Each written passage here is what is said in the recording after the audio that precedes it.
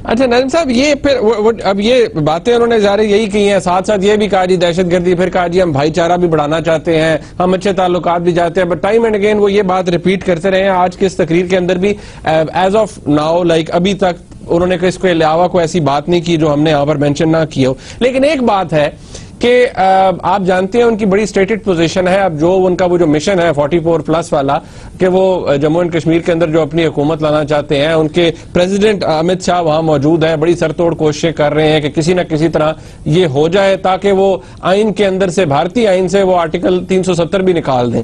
तो उनकी नीयत तो नजम साहब इस हवाले से मुझे नहीं लगती कोई इस कश्मीर डिस्प्यूट की रेजोल्यूशन बायलैटरल तो मुझे नजर नहीं आती, कम से कम as far as I am concerned I don't see it happening. नहीं यार, वो तो 65 इयर्स में नहीं हुई तो 65 इयर्स आगे भी नहीं होगी। उसकी वजह यह है कि कश्मीर किसी सिचुएशन में भी आजकल की जो मॉडर्न रियासत है वो राइट ऑफ सेल्फ डिटर्मिनेशन नहीं देती। जो मर्जी वादे किए हों, जो मर्जी दस्तखत किए हों, वो राइट ऑफ सेल्फ डिटर्मिनेशन नहीं देती। देखिए, तो ये तो एस्टैब्लिश्ड फैक्ट है कि कश्मीर पाकिस्तान का हिस्सा नहीं बनेगा। अलबत्ता कश्मीर को कितनी ऑटोनॉमी मिलेगी, कितनी इंडिपेंडेंस मिलेगी और किस किस्म की सोल्यूशन निकलेगी बिटवीन इंडिया एंड पाकिस्तान, जिसमें कश्मीर की आवाम जो है वो रजामंद होगी। इसीलिए अब पाकिस्तान का मौकफ हमेशा ये रहा है कि the aspirations and wishes of the Kashmiri people. अब अगर कश्मीर के लोग ये चाहते हैं कि वो पाकिस्तान का हिस्सा नहीं बनना चाहते, फाइन। अगर वो ये चाहते हैं कि हिंदुस्तान का हिस्सा नहीं बनना चाहते, तो that's now between India and the Kashmiri people. India कभी भी उनको अलहदगी पसंद तहरीक को नहीं वहां चलने देगा, कभी भी सेपरेट स्टेट नहीं बनने देगा, वहां कोई मॉडर्न रियासत नहीं बनने देगी। हम नहीं बलूचिस्तान को अलग रियासत बनने देंगे, हम नहीं एथनिक सेपरेटिज्म को सपोर्ट करते। तो ये तो एक गिवन फैक्ट है of modern states. Civil wars हो जाते हैं मगर मॉडर्न स्टेट्स जो हैं वो अपनी writ of their territorial integrity नहीं होने देते। सिविल वॉर और वॉर के बाद अलहदगी पसंद तरीके जो हैं वो कामयाब होती हैं। आपने देखा बांग्लादेश में जब एक अलहदगी पसंद तंजीम हुई तो क्या पाकिस्तान की अफवाज और पाकिस्तान की अवाम ने उसको अपोज किया था।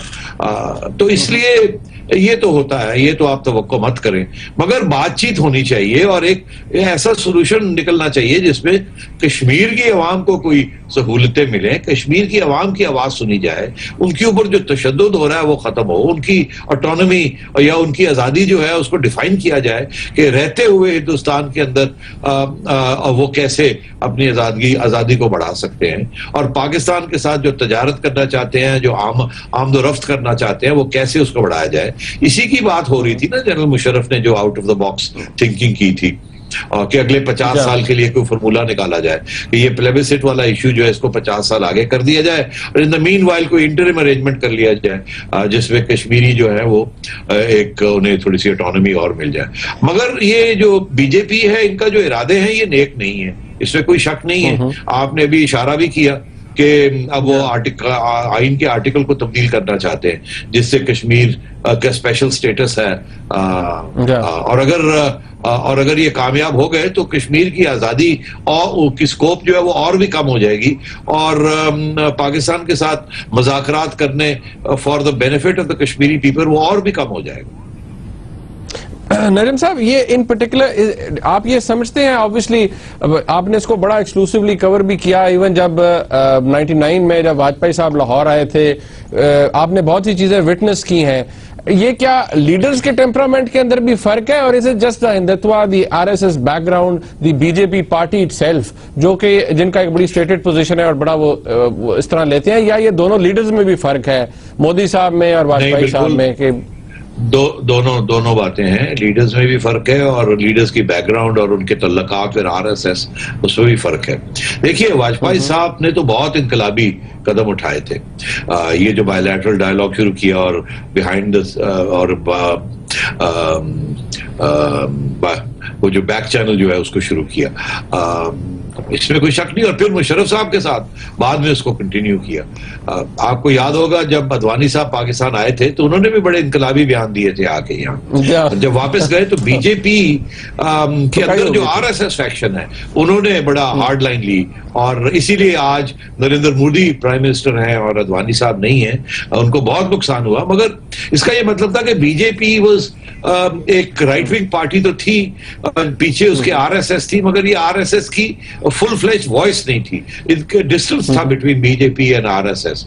मगर मोदी साहब के आरएसएस और मोदी साहब के जो तल्लकात हैं गुजरात में, वो उससे यही जाहिर होता है कि मोदी साहब इज मोर रिस्पॉन्सिव, और मोदी साहब जो है वो आरएसएस के ज्यादा बेहतर स्पोक्समैन है from the point of view of Hindutva than Vajpayee साहब। तो इसमें कोई शक नहीं है कि ये बीजेपी जो है ये अब और टू द राइट हुई है और आरएसएस के ज्यादा करीब हुई है।